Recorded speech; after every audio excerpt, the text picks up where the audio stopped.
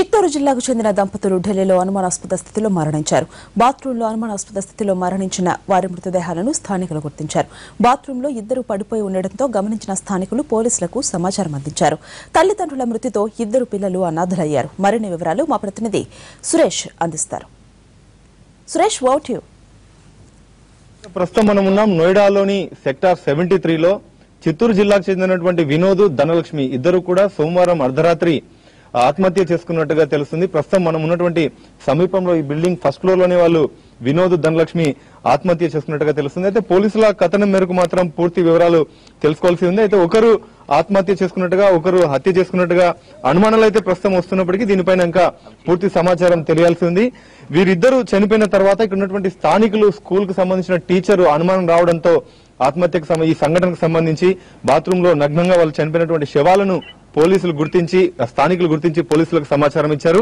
అయితే ఇద్దరు అనాథలయ్యారు. ఈ చిత్తూరు జిల్లాకు చెందినటువంటి వీరి తల్లిదండ్రులు చనిపోవడం కారణంగా మహేష్ 5 ఏళ్ల కుర్రాడు, మౌనిక 3 ఏళ్ల అమ్మాయి వీరిరువురు కూడా అనాథలైనటువంటి పరిస్థితి. 2 రోజులు నిన్నటి నుంచి పోలీసులు ఇద్దరు శవాలను, వినోద్ను, ధనలక్ష్మిని అదుపులోకి, వాళ్ళ డెడ్ బాడీస్ ని తీసుకుని పంచనామా చేయించిన తర్వాత కూడా డెడ్ బాడీస్ ని తీసుకెళ్లేందుకు ఎవరు కూడా వాళ్ళకి సంబంధించినటువంటి కుటుంబ సభ్యులు, రిలేషన్, ఫ్యామిలీకి, ఆ చిత్తూరు జిల్లాలో ఉన్నటువంటి వాళ్ళ ఫ్యామిలీ మెంబర్స్ ఎవరికి కూడా ఇక్కడికి సమాచారం లేక రాలేదో, లేకపోతే తెలియక రాలేదో.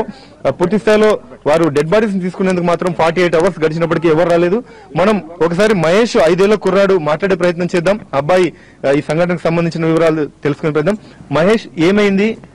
నువ్వు 2 రోజుల నుంచి ఎందుకు ఇక్కడ ఉన్నావు? ఏమైంది మీ అమ్మని అన్నది? ఏం జరిగింది తెలియదా? స్కూల్కి వెళ్ళిన తర్వాత మీ టీచర్ ఏం చేశారు? ఇప్పుడు మీ అమ్మ నాన్న లేరుగా 2 రోజుల నుంచి. ఎక్కడ ఉంటున్నాను? ఎవరితో ఉన్నావు ఇక్కడ? అమ్మ నాన్న కనపడుతున్న అమ్మ నాన్న 2 రోజుల నుంచి మీతో లేరు కదా. మీరు ఆ రోజు స్కూల్ కి వెళ్ళిన సందర్భంలో ఏమైంది తెలుసా నీకు? ఏమైంది? ఎప్పుడు జరిగింది గొడవ? రాత్రి గొడవ పడ్డారా? మార్నింగ్ గొడవ పడ్డారా? మీరు స్కూల్కి ఎలా వచ్చారు? తయారు చేశారా? మీ అమ్మ నాన్న తయారు చేసి పంపారా? మీరే తయారై వచ్చారా? మరి ఏమైందని ఆ సంఘటన పూర్తి స్థాయిలో అక్కడ అమ్మ నాన్న ఎలా పడి ఉన్నారు బాత్రూంలో చూసావా నువ్వేమన్నా? ఎప్పటి నుంచి గొడవ? ఇంతకు ముందు నుంచి కూడా గొడవ పడేవాళ్ళ అమ్మ నాన్న? ఏ ఊరో మీ ఊరు తెలుసా నీకు? మీ అమ్మ నాన్న వాళ్ళు ఏ ఊరు? బెంగళూరా? ఎక్కడ? ఏ ఊరు బెంగళూరులో? ఎక్కడ? ఏ ప్రాంతము? మీ తాత, మీ అవ్వ, మీ నాన్న వాళ్ళకి చిన్నమ్మ, చిన్నాన్న, పెద్దనాన్న ఎవరైనా పేరు తెలుసా నీకు? ఎవరు తెల్లా? ఎన్ని రోజులైంది మీరు ఇక్కడికి వచ్చి ఢిల్లీకి, నోయిడాకి? ఎన్ని రోజులైంది? ఓకే. మొత్తంగా చిన్న పిల్లలు, వాళ్ళతో మాట్లాడడానికి కూడా పూర్తి స్థాయిలో మనం మనసు రావట్లేదు. ఎందుకంటే ఇద్దరు తల్లిదండ్రులు చనిపోవడంతో అనాథలయ్యారు. ఇరువురు మహేష్, మౌనిక ఇద్దరు ఇక్కడ ఉన్నటువంటి స్కూల్లోనే చదువుకుంటున్నారు. 2 నెలల కిందట వీళ్ళిద్దరు 73 సెక్టార్ లో ఉన్నటువంటి సర్ఫాబాద్ లో కొత్తగా కట్టినటువంటి కన్స్ట్రక్షన్ బిల్డింగ్ లో ఇక్కడికి చేరుకున్నారు.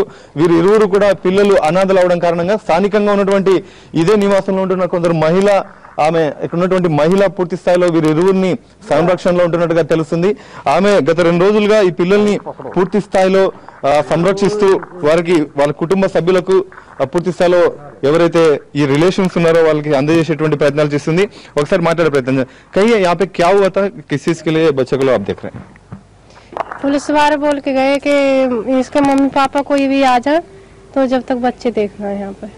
कितने दिन से आप ये बच्चे लोगों को दे रहे हैं? कब हुआ ये संगठन? कल पता नहीं मुझे तो कब हुआ, पर कल से मैं देख रही हूँ दोपहर से। ओके. कैसे ये संगठन कैसे हुआ आपको पता है क्या? कैसे आपको पता चला? नहीं, मुझे नहीं पता. ఓకే.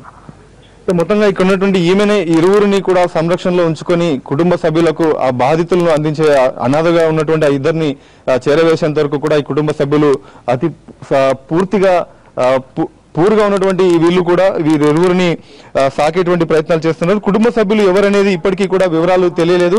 ఇక్కడ ఉన్నటువంటి చిన్న స్కూల్లో వాళ్ళు ఇరువురు కూడా పిల్లలు చదువుకుంటున్నటువంటి చదువుకుంటున్నటువంటి సంఘటన చూస్తున్నాం. ఇక్కడ S.com లో జాబ్ చేస్తున్నప్పటికీ కూడా ఇంత చిన్న స్కూల్లో కుటుంబ సభ్యులు ఆ పిల్లల్ని చదివిస్తున్నటువంటి పరిస్థితి, ఆర్థికంగా పూర్తిగా లేనటువంటి సందర్భంగా కూడా వాళ్ళు చెప్పుకోవచ్చు. అయితే వీరు ఇరువురు ఎవరు, చిత్తూరు జిల్లాకు సంబంధించి వినోద్, ధనలక్ష్మి ఎవరనే దానిపైన ఉన్నటువంటి స్థానికులకు సమాచారం లేదు.